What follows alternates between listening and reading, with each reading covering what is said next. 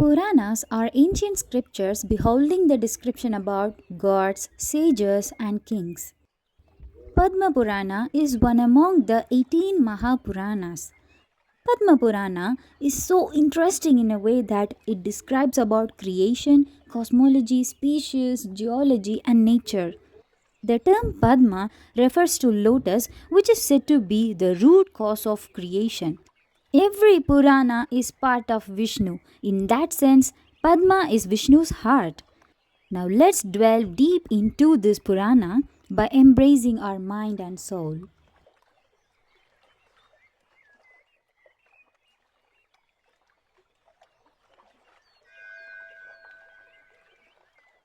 Padma Purana begins with a conversation between Lomaharshana and his son Sudha. Both are Veda Vyasa's highly intelligent pupils. Lomaharshana asked his son to go to the Naimisa forest and narrate Puranas and Itihasas. But why Naimisa forest? There's another incident when Lord Brahma himself was asked about Dharma by the sages at Prayaga. At that time, Brahma told them to follow his chakra, and the place where the rim of the chakra wore out would be the holy place where they'd all learn about Dharma. The sages followed the chakra as Lord Brahma said and finally reached the region Ganga Varda Samahara. It was the place where there were a group of eddies of river Ganga. That place was famously known as Naimisa forest. This was the reason why Lomaharshana wanted his son Sudha to go there and preach about Purana, Itihas and Dharma. Sudha went as his father ordered. He was approached by the best sages. He bowed to them in reverence, with palms joined, adoring them. His politeness pleased the sages and they decided to offer homage to Sudha. They asked him what was the purpose of his visit. Sudha too explained everything and introduced himself, his father Lomaharshana, and his guru Vedavyasa. He asked if he should narrate Purana or Itihasa or various kinds of Dharma. The sages heard the sweet words of Sudha. The chief among the sage, named Shaunaka, who was well versed in all branches of knowledge, a genius teacher of profane knowledge and philosophical quests, requested Sudha to narrate Puranas as all of the sages there were good enough in Vedas. Sudha was glad to narrate the entire well-known significance of Purana which he had learnt. He said it was his primary duty to laud about the Purana and Itihasas. Before narrating the context, Sudha showed his gratitude towards his guru Vedavyasa and the Supreme Almighty. My salutations for the real one, the Creator, Vishnu, the ancient Purusha who conforms to the Vedic words. He had taken a human form and stood by the Veda with all its collections. It was his intellect that produced light to this world in order to safeguard the world from getting blind with the darkness of ignorance. If there were no Bharata, Sun, and Vishnu, how blind the world would have been. Vyasa is the greatest rishi like Narayana. Sudha compared his guru with Lord Vishnu. He said, who else would be the author of Mahabharata? Only the lotus-eyed one could be.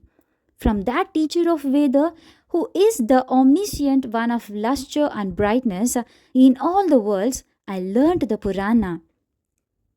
Sudha felt so proud of his learnings from the greatest man. He further proceeded by telling the significance of listening to Puranas. Knowledge has too many branches. The first among them is the Puranas. Puranas are the best in all the worlds. Puranas are the cause of all knowledge. Puranas give the meaningfulness to the three goals of life, namely Dharma, Artha, and Kama. Puranas are the source of all sciences. Next, Sudha explained how vast Puranas were. Puranas are so vast that it has an expanse of 100 crore verses. But now, due to the lack of time lapse in it, Puranas have been abridged into 18 types with a total count of 4 lakh verses. Finally, Sudha was ready to explain about the Padma Purana. He called it as the greatly meritorious Purana, which contains 55,000 verses. Padma Purana is divided into 5 khandas. They are Shristi Khanda, Bhumi Khanda, Swarga Khanda, Padala Khanda, Uttara Khanda. The Purana is entirely based on the account of the world emerged from lotus, so it's Padma Purana. This Purana is so pure and spotless that it removes all sins and evil within, like the divine nature of the Pushkar lake. This Purana is told as 5 parvans in an abridgment made by Vyasa. The first parvan gives the description of Brahma's first incarnation, creation of 9 kinds, and the matchless creations of the Father. The second parvan is based on the accounts of the group of planets, mountains, and 7 islands with seas.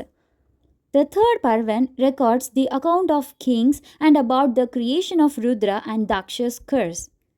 The fourth parvan narrates the histories of dynasties, creation of kings, and all genealogies.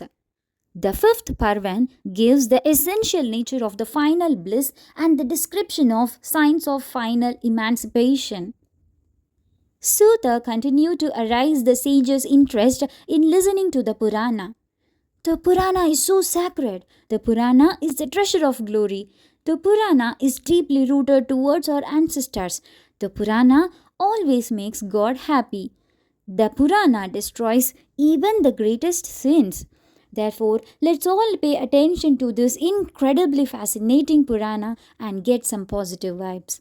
The introductory part of Shristi Khanda in Padma Purana is meant to increase the curiosity of the listeners like the sages in it. Stay tuned until we get into the main context. Take care and stay blessed. Thank you, devotees.